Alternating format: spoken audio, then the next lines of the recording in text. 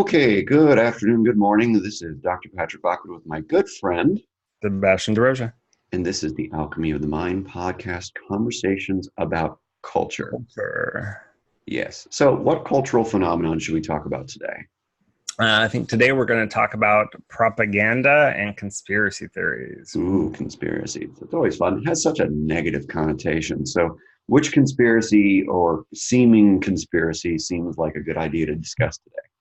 Well, I think too another thing to reference is that lately it seems too that it's kind of used as a defense, like propaganda or conspiracy theory is thrown at something that people just don't agree with. Right. Like, oh, that's just this, and it's kind of used in this defensive manner to like kind of devalue someone's argument. Right. But obviously, it does get into extremes, which we were just discussing when it comes to Epstein. Oh yeah. So I mean, there's just a giant ball of wax there, isn't there, with Epstein in terms of what happened and how. Well, and it's a weird thing too, where there's so much information that would be counter, because now, right, the media is saying they've declared that he was a suicide, but there's so much actual information that they right, maybe in the media or whatever the government presented that would counter that idea. So in turn, when there's a lot of people with these conspiracy theories, well, how does that at all negate that? If it's like, oh, well, yeah, his, throat was broke apparently, where it would look like, someone strangled him, I believe. Because the bone broke, where if you were just leaning, like getting strangled by a bed sheet that you're not supposed to have, then, why would a bone be broken? Right. I saw a post from Michael Shermer, the guy who runs the Skeptics Society, and he talked about that, how essentially the odds of that particular set of bones being broken for a strangulation versus a hanging are essentially the same. It's like 22% to 35% or something like that. So it's really hard to tease out according to what he said.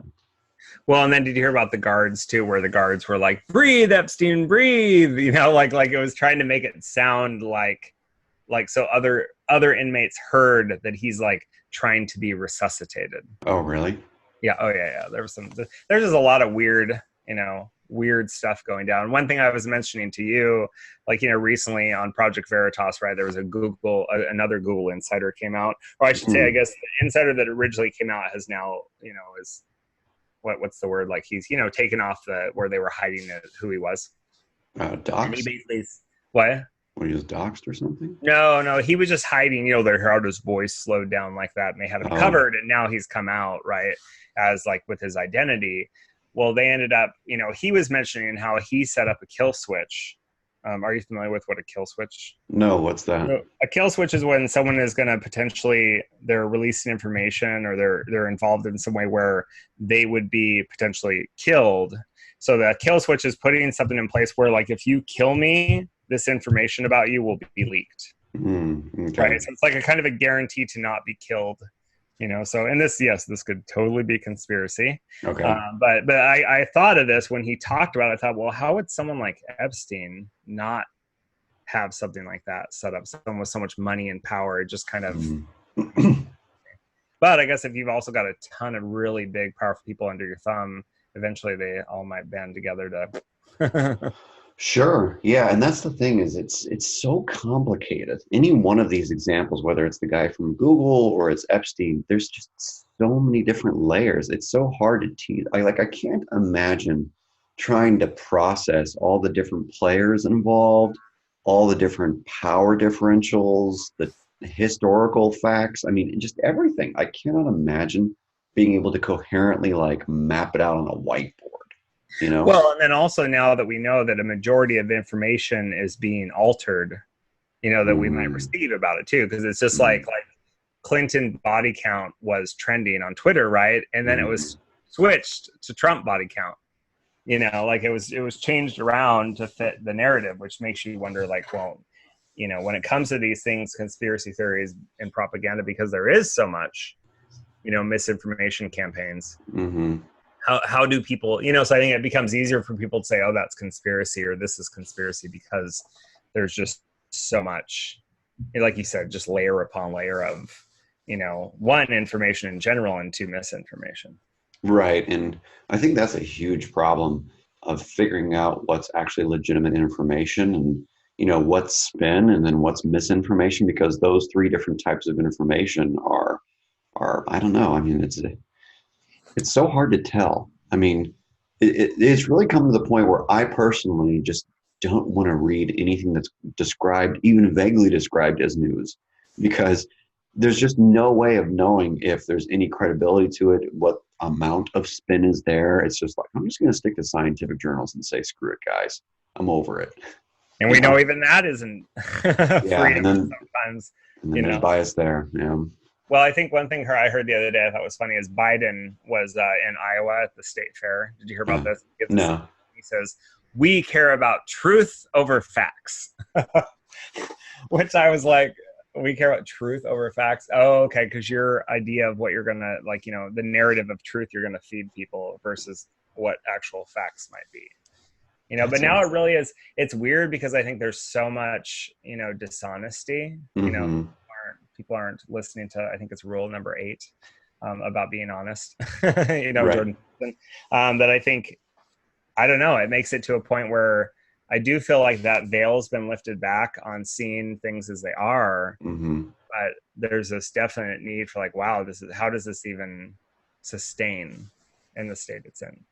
That's a good question. I mean, I think that we're just heading towards, not to be negative, I just think that we're heading towards a reformation where we have to reconsider what truth is, where we have to reconsider what facts are, where we have to reconsider how to, let's say, vet ideas. And once things kind of explode a little bit, then everything will kind of recollect and, we'll get back to a place of relative stability. That's my assumption, because it's just what happens time after time in history. And I feel like this is slowly happening slowly but surely, where independent creators, people that really are trying their best to be honest, to present facts, to not be biased, or be conscious of their bias, maybe is it. I think that is growing, and we know from in our community, seeing that people are more interested in that. People are looking for those long form, honest conversations. Yeah. Even in the form of even when Tim Pool goes on and on for way too long. Mm-hmm. Yeah. But that information of really okay, I'm really looking at this and looking at the nuance of a situation versus just saying, here's what happened. Right. I don't know. I think there's a mixture there in how we're receiving information. Totally. And it's just so hard to parse out what's slightly more valid or slightly less biased. Like, again, I'm not really a conservative. I've always liked what Ben Shapiro says, though. He says he has a bias and he owns it up front, and then he makes his opinion, right? Yeah. So he's warning people that there's a bias with which he's operating under in order to make his opinion. Well, and that's this whole thing now, and I like that. I think it's important. I also enjoy watching people that I wouldn't necessarily agree with on everything, Mm-hmm. And then because then I do think when you do that, you do get more of a nuanced view of things, and you actually get a little closer to the truth, maybe Possibly by having that. Versus where Dan Crenshaw is a good example, right? Where Dan Crenshaw recently made some reference to he's always been kind of a what's the word, not a beauty, but someone who's been really revered on the right. But now he recently talked about some red flag laws around guns. Everyone's like, boom, he's done. I told you, we knew he was, not what he says he is. And it's really interesting to see, or maybe he has a more nuanced view. Yeah. Or maybe he's corrupt. I mean, that's the thing. We don't, how would you know? Nobody really know. But I think if people are more tribal, and that's what we're seeing too, is people hold more to their, oh, you don't say everything that I agree with, you're out. Right. Yeah, it's that kind of in-group bias for sure. And it's weird because I think that the in-group biases that we let's say, like the most or hold to the strongest and the tightest, cling to, seem to be the ones that cause the most conflict. Whereas the ones that we're less, let's say, tight to or less interested in are the ones that cause less conflict. I don't know if that resonates with you. Like the ones we Yeah. really hold dear are the ones that cause the most conflict. The ones that we don't hold as dear, like religion would be the easy example, right? Like people really, really typically go to bat for their Catholicism or Protestantism or Hinduism Well, it's or emotional. I think there are things that make people more emotional too, right. or things that people tend to feel are fundamental to Yeah. their view. They tend to have more of a reactionary nature to those things. Well, and I think that's maybe the problem of the concept of worldview. I think even that phrase is somewhat deceptive. I don't think most people have a worldview. I think most people have a cultural point of view. And it's mostly the culture that they grew up in Yeah. and or the nationality that they grew up in, not necessarily a worldview. Most people, I mean, the United States has always been beaten up by Europe for being so like ethnocentric and like, um, just not at all engaged in world politics and understanding how anything works in the world. I mean, there's always these like joke questions that I hear about online where it's like, if you survey 50 high schoolers, they couldn't tell you where like Uzbekistan is on the map or something like that, you Yeah. know, Yeah. because we aren't very kind of, let's say, um, at least my experience growing up in Missouri and living in California is the average person just does not have any clue about anything beyond the front of their nose, it seems like. Oh, for sure. And I do think in some ways that is slowly changing too, but unfortunately maybe it's more in a polarized way, like the globalist, kind of not not in the nuanced way of Right. looking at, because there's all that space in between where like Mm, we're recognizing our culture, like our own personal culture, and then that and how that cultural view shapes how we view the world and kind of how those two integrate together. hmm. Yeah. And I think that's a wonderful idea in spirit.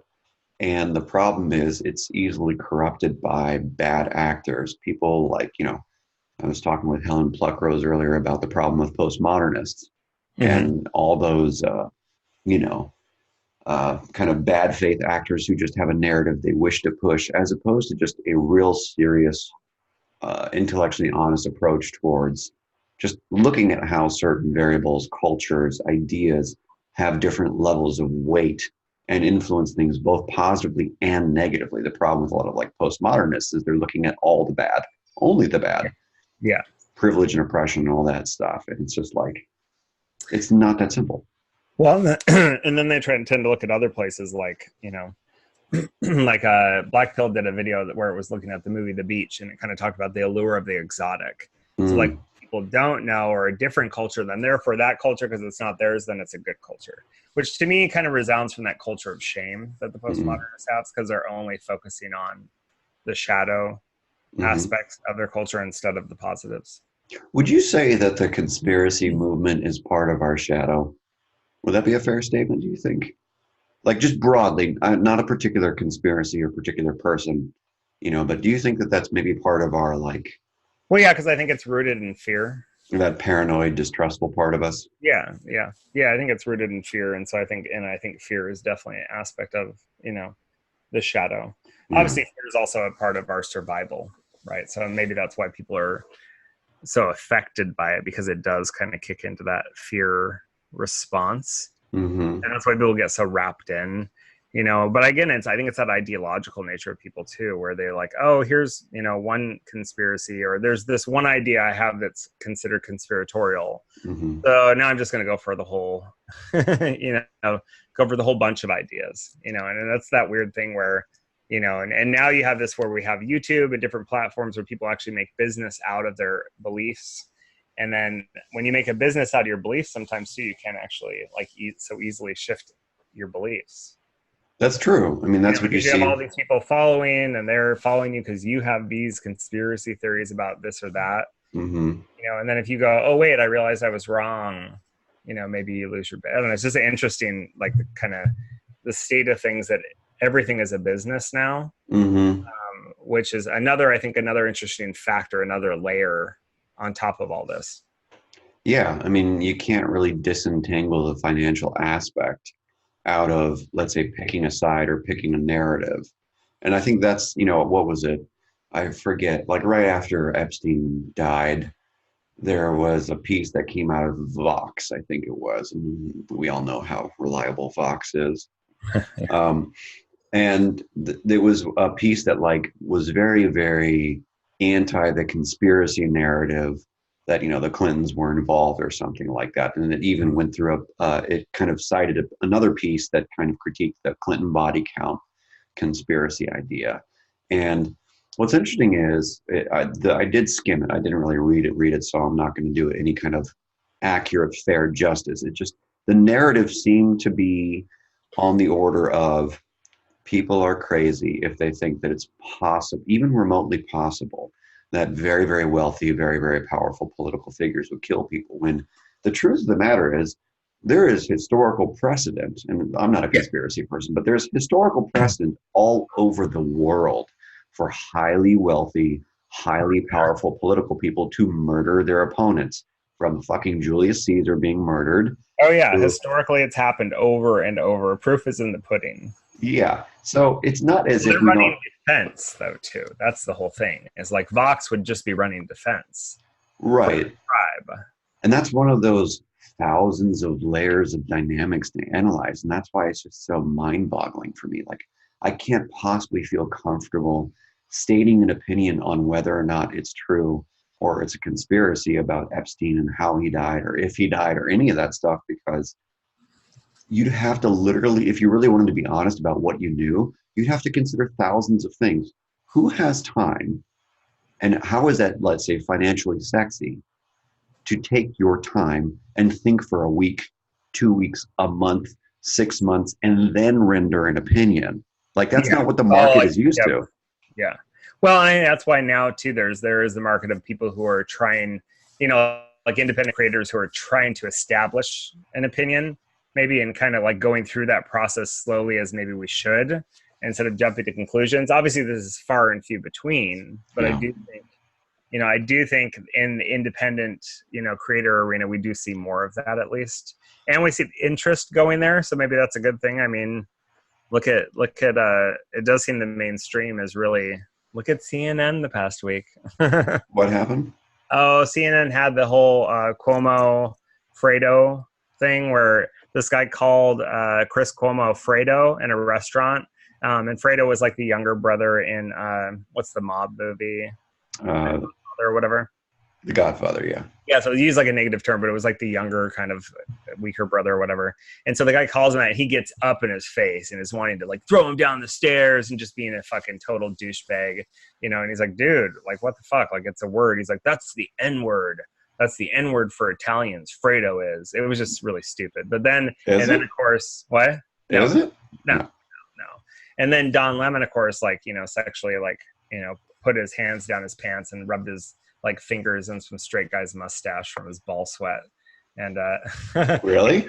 Yeah. Oh yeah. And then Amy something, the other, what is her name? Amy something. She went and was having a press conference or whatever. Mm-hmm. And there was a guy who actually was a fan of hers there who had set up his camera and had sat down as press.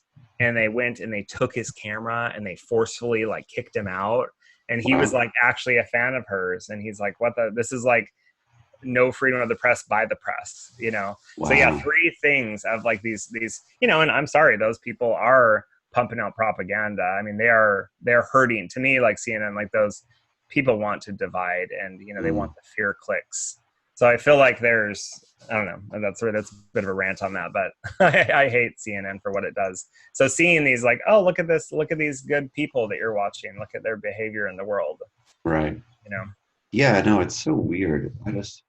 I don't think it's possible for us now. I think we've kind of passed the point of no return on giant corporations, being able to honestly and fairly talk about ideas and facts anymore, because there's just such a heavy profit motive. And beyond even the profit motive, there's just peer pressure. There's just flat out, peer pressure. For me, I never really, I mean, pretty much most of my life, I've never watched the news because when something talks to me like, hello, and well, you know, I mean, like the level of pandering and talking to people like their children, Yeah. you know, I think personally too, because I had it affect, you know, the media lied about my dad, Mm. you know, and this, like when he was busted for cannabis and, you know, Mm. the mayor turned to selling drugs to the community, you know, which wasn't even true, but just how they, you know, I was like, man, how the media talks and Mm. how they speak to their, you know, but I guess a lot of people are, you know, apparently they're receptive to being spoken to like they're idiots or babies. I think it's become a norm. Yeah. Yeah. Yeah. It's Yeah. weird. Yeah. Well, I mean, if you think about it, most of what's talked about in news media seems to be focused on very either scary and or uncertain topics, right? So I think that if you can speak in a soothing and or engaging tone of voice, then what happens is you feel more comforted, Yeah. right? And then Yeah. there's this weird paradox of feeling more comforted that someone has your back and is on your side. But then at the same time, you're also more enraged and activated because they're stirring the pot. It's Yeah. really weird. So Yeah. weird. It's just, it's very like, and I know there's people still that don't, you know, who don't even maybe question what the media says. You know, that's been the thing Right. with my dad, where my dad has this view that like, you know, Trump is Hitler because Trump is making the economy good and Hitler made the economy good. And I was like, and it's funny because my dad's always been like a gun loving kind of Vietnam vet. Like it really surprised me that he's gotten so, but then, you know, he drinks and then he gets up and is like, well, I watch something really, you know, neutral, Chuck Todd. And I'm like, I'm pretty sure that's MSNBC. I think you're watching something that's like extremely biased, Yeah. just being fed what he believes is, you know, the truth, which is just Hmm. like, Dad, you know, the reason I started questioning things around me is I actually learned that from you. Hmm. You know, I think you're really, you know, they're giving you a lot of misinformation. This time it went better. Last time I told him he was being brainwashed, Ooh. he wasn't really receptive to That's probably that. not the most effective way of going about it. Yeah. Yeah. Well, Yeah. let's just say I probably get that approach from him. So, Sure. I get that. Yeah. and it's weird to see people gripped by that, you know, gripped by fear and misinformation. And I think that that's also maybe why people are so have such a strong reaction when it comes to like propaganda and Mm. conspiracy stuff is when they see other people where they're like, what? Like, how did you come to that conclusion? So they want to have Hmm. that, you know, there's a kind of that natural reaction, you know? Right. No, and I think that right there, that phrase, "a natural reaction," is probably for me, the selling point of our little chat here today is it seems to me like most of us do not take ourselves, let's say, seriously, in the sense that we live in this kind of delusional mindset that we're better than we are, that we're more sophisticated than we are, that we're kind of more in control than we are, all that stuff. And I think that the honest to God truth is that we're not really that fancy, that sophisticated, even though we have complex reasoning capabilities and speech capabilities, which I'm not so good with. We have the ability to, do cool, complex things like differential equations. But at the end of the day, then the vast majority of what we do is very primitive, very instinctual, and not so graceful. And I think if we were to just acknowledge that honestly, we might be able to like sift through these narratives, these fear-based tribal dynamics a little more effectively because then we actually are, let's say, playing the right game and aware of how the game is being played on us and inside of us, Yeah. you know? Well, and it is that like that conscious awareness of our, you know, and this is again kind of comes back to like we often discuss mindfulness, you know, it's like Yeah. being, you know, being conscious of one's process when one is in process is maybe the, you know, the challenge there that people face. Yeah. No, it's a tough game too, because almost everything in our environment nowadays, to me, at least in my opinion, it seems like a lot in our environment is built to automatically affect us from our phones, our computers, our relationships, our jobs, or even the way our cities are set up. It's almost as if there's no way for you to have any kind of emotional or mental space between experiences. Like if I walk outside of my apartment right now, I Mm-hmm. am automatically faced with other people and other experiences, and there's no chance for me to have space because we're all packed Well, in like sardines here. this is like I talk about like on-demand culture, right? Oh yeah. To that degree of not just being on demand for us expecting, items to be, arriving the next day or food to be arriving in the next 30 minutes. But I think that has seeped over into information and also our response to information. Like Mm-hmm. people have gone to where like they feel like their response should be on demand. Like they're Mm-hmm. just immediately reacting versus like going, oh no, I'm going to gather and I'm going to take in this information and then get to, from point A to point B. Mm-hmm. It's this like instant on-demand culture has just kind of and it makes sense. Our brains, if our brains are starting to get these really short, short loops, right, where it's like here's your path, like here to gratification is really immediate. I Mm-hmm. think it kind of causes that across the spectrum Mm-hmm. and how we navigate things. Mm-hmm. Like where is it? Like recently I have an order placed with the Venoms in South America, and I'm literally like going, it's been a week, like he hasn't said anything. Then I message him like, oh, I'm waiting on the licenses. And I'm thinking, oh my God, it's been 8 days. Where is it? Why isn't it? And I'm catching myself. Instead of actually saying anything to him this time, I'm realizing, oh, maybe I have this expectation because of my being immersed in on-demand culture, But it's Right. interesting to think of how that permeates our thinking in general, not just in regard to consumption.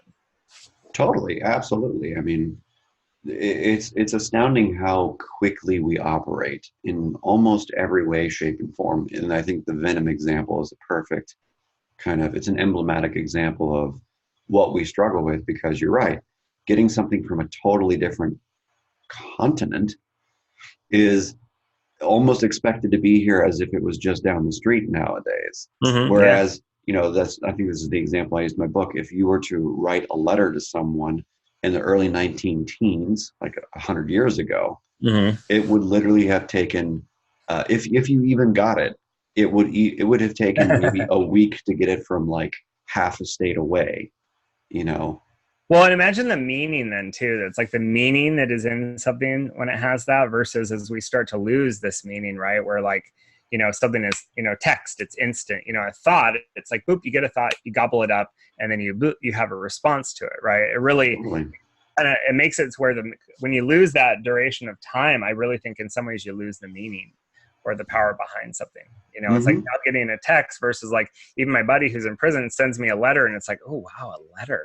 How cool. If you ever want to get letters, you just need the friend who's in prison. Correct. And then it feels way more like it really does feel like much more meaning, Mm-hmm. than any of this digital crap that's there in a second. It's interesting how our brains kind of would reference something having meaning too, because our Mm-hmm. brains know that. I mean, we've evolved, and I think there's that, there's got to be that memory, Mm-hmm. within our species. And Sure. I think it's the problem of what a lot of researchers call the hedonic treadmill, right? Where it's like the more you overstimulate those parts of the brain that make something seem, meaningful and or the word, I hate this word, rewarding, because that's not what it is at all.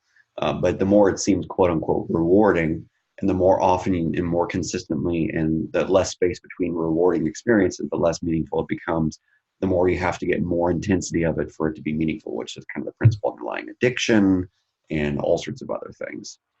So it really is a huge issue in terms of how we've oriented ourselves in this world, thanks to technology and economics and politics, for sure.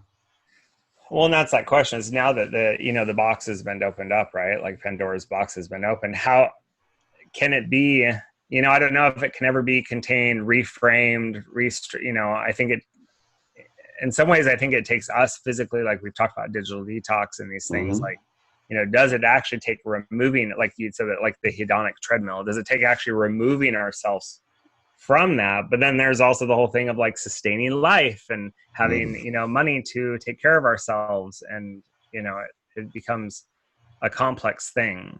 Yeah. It's like, okay, for example, like, I was debating getting rid of this and wanting to Mm-hmm. have the dumb phone Mm-hmm. and then have the other screen and blah, blah, blah, right? And then it was like, but then there's this whole thing of like how most business now is being navigated via this thing.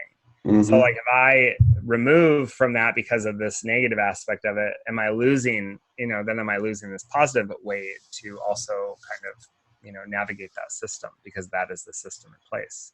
Absolutely. And I think that's where, if the decision was put on me, for instance, if I were in a circumstance right now, which I'm not in, but if I were in the circumstance of being a sole proprietor and my business was my dream business where I was just being able to fly around and kind of do consulting gigs and occasionally do some therapeutic work and do some more speaking gigs and stuff like that, I would actually have almost no instant technology. I would probably have like an old flip phone, like a Razor or something, where I would just be able to call people and text people.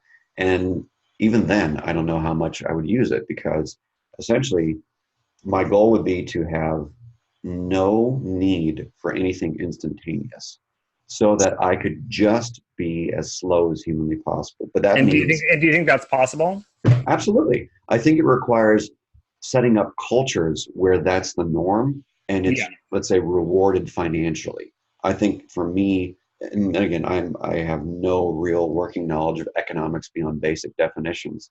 I think if we were to set up small cultures and develop proof of concept for not communes, not anything like hippie, but something to the effect of a small city where moving slow, not having to rely on instantaneous, technology and economics could be fruitful, have less mental health issues, have less crime, et cetera, et cetera. I think we could sell that model to slightly larger cities and slightly larger cities and all that. And that would be kind of the grassroots movement. I don't think you can do it like from the top down. I think this would have to be a bottom up thing. Maybe it starts with like our concept of digital detoxes. I don't know. It's like redefining culture in some ways. Right. And redefining it in a positive way, because there's a lot of naysayers out there. Like I like Tim. I think Tim Pool is on the edge, the current events and all that stuff. He's also particularly negative and worrisome. Yeah. And I know, it gives me fucking anxiety.